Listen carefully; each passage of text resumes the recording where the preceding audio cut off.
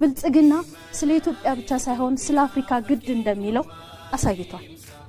ብልጽግና ስለ አፍሪካ ብቻ አይደለም ግድ ያለው በዓለም መድረክ ላይ ትውልዱ በቀጣይነት እንዴት መስራት አለበት የሚለውን ፍቱ መድኃኒት ይዞ ነው የመጣው። ስለ ሀገራችን ብቻ አስበን ስለ ቀበሌያችን ብቻ አስበን እንደማንዘል ውጤቱን ከባለፈው ስብራት አይቷል። ስለዚህ ትርክቱን ወጣቶች ላይ አድርጓል። ለሚቀጥለው ትውልድ ከታች ከህፃናት ጀምሮ ብገባቸውን፣ ትምህርታቸውን፣ ቀጣይ እቅዳቸውንና አስተሳሰባቸውን ሊገራ በሚችል መልክ በየዘርፉ ኢኮኖሚው ላይ ሰርቷል፣ ጤናው ላይ ሰርቷል፣ እሳቤ ላይ ሰርቷል። አሁንም መስራቱን ይቀጥላል።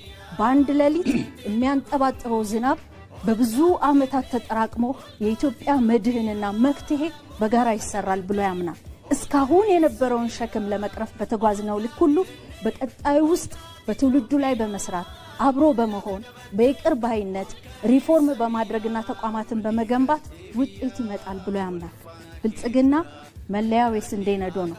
ምርታማነትን፣ አንድነትንና በጋራ አብሮ መለወጥን የሚያሳየው የስንዴ ነዶን የመረጠበት ምክንያት ሰላም፣ ሀገረ መንግስት ግንባታ እንደዚሁም ትርክት አብሮ በመስራት የሚመጣ እንጂ አንድ ጥግ ቁጭ ብሎ አንድን አካል በማማረርና ከኔ ሌላ ሐሳብ የተሻለ የለም ብሎ በመፈረጅ እንደማይመጣ ስለሚያምን ነው። ብልጽግና የመጪው ትውልድ ፓርቲ ነው።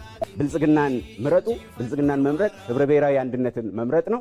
የጋራ ትርክትን መምረጥ ነው።